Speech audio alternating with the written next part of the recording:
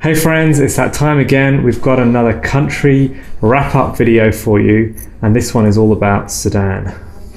Yep, so rolling into Sudan, we had some pretty concerning headlines.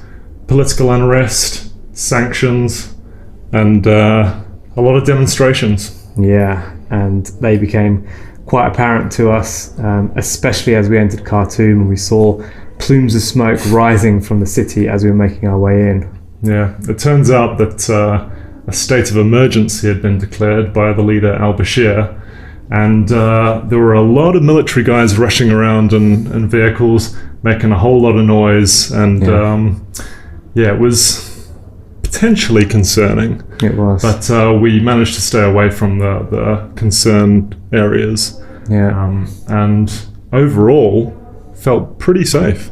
Yeah, the feeling we're left with is just one of privilege, really, that we were able to be in Khartoum at such a pivotal time in their political history, really, and just such a huge place in our hearts for Sudanese people, what they're going through right now. Their currency is just all over the shop, up and down, and just not much stability there at all for them.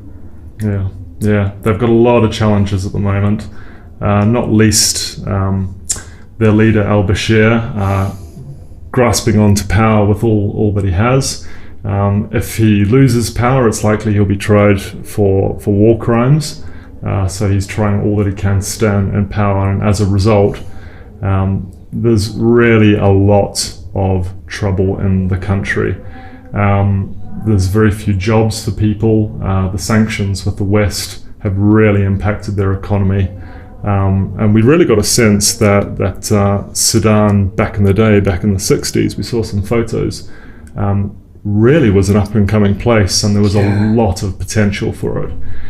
So it's so sad that the state of play at the moment is causing such strife for so many people. Yeah, we really had some insightful conversations with people, and really it's the people of Sudan that we will never forget. And that is far and away the number one highlight, really. The hospitality towards travellers in particular is something they really take pride in, and we experienced that with its full force. Indeed. Yeah, we met some really awesome people, even when we first arrived in Wadi Halfa. Yeah. We met two people there who we exchanged contact with, and then later on managed to hook up with them again in Khartoum, and they showed us such an amazing time in Khartoum. They took us out. We played pool. We played PlayStation 3, and sort of that kind of fusion of the West with their own ways. The rules of pool were completely different, if any. And it was just quite surreal. Abdul Gada and Yusuf, if you're watching, thanks again. Yeah. We have such fond memories of our times with you. Yeah, indeed. There were a lot of challenges beyond the political landscape, I found, not least the pollution problems. There's a huge amount of plastic pollution around, and to not to bang too much on the hot topics, but climate change has definitely had an impact on the desertification. Tough word, that one. The desertification of their landscape. It's impacting everything, down to how they use their land, down to water use, down to it really impacts every aspect of their life. It does. Our time in the desert, people ask a lot about that. When they hear about our journey, a lot of them ask, how do you cycle through a desert? They don't even know there's roads there. The truth is, water is available in the desert in these clay pots, and we did rely on that on a couple of occasions for drinking, cooking, washing, that sort of thing. And actually one of my favourite things to do with it was get a little extra and then give myself a nice bottle shower in the desert camps love doing that. It's so refreshing at the end of a hot cycling day. Little luxuries, eh? Life's little luxuries in Sahara. Yeah, I mean, we saw the Sahara take over so many little settlements, and we actually managed to try and sort of seek out these places in the end, and we managed to find a little school, which I think was definitely one of our highlights. Yeah. The sand had very much taken over, but the chalkboards were still there. It was all still very much a place which could have been used. It's just the sand had taken over. Yeah, so eerie, and kind of camping in a bit of history right there. Yeah, indeed. I think one of my big highlights of Sudan had to be the pyramids at Bajrawiya. Yeah. The fusion of the Egyptian influence as well as the Kushite influence, which was the civilization that inhabited those lands back in the day, was really fascinating. It's something which few people know about and never get a chance to see.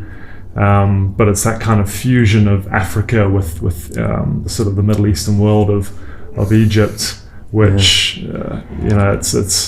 it's ancient fusion. It was fascinating. Plus, Dan got to ride on a camel for the first time. Yeah, that was an experience. Yeah. We visited that area on the biggest sandstorm day of our time in the Sahara. And firstly, we were thankful that we weren't cycling, but also it just kind of added to the mystery of the whole site. Really, it was quite an experience. Yeah, it really was. It really was. Do you have any other highlights? The roads through Sudan were surprisingly good, all the way up until we left the final city towards the border with Ethiopia.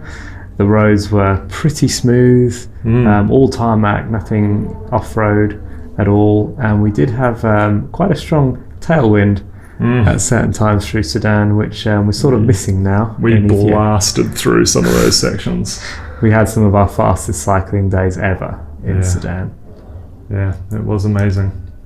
And we even got to see some of our first buffalo bikes, which really gave us the chance to see how impactful they are to the people around these parts. Yeah, like even when you see somebody walking with similar sorts of loads that we're carrying on our bikes, yet we're going along 4 or 5 times their speed. Just really shows what a difference it can make, and just reminds us again of the whole World Bicycle Relief work and the fact that we can be a part of it with your generous donations. Yeah, every little bit helps, and certainly we've seen from Sudan, a little bit goes a very long way. And yeah, any donations would be very, very gratefully received.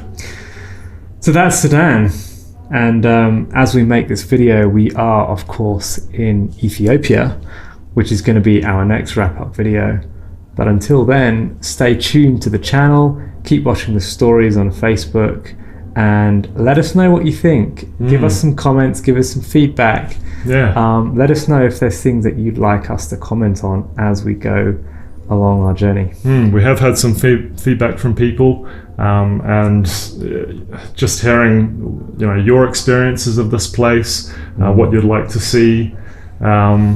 It's really spurred us along, and it's really greatly appreciated. So thanks for getting involved, and we look forward to showing you more in the weeks to come. Stay tuned. Cheers, guys.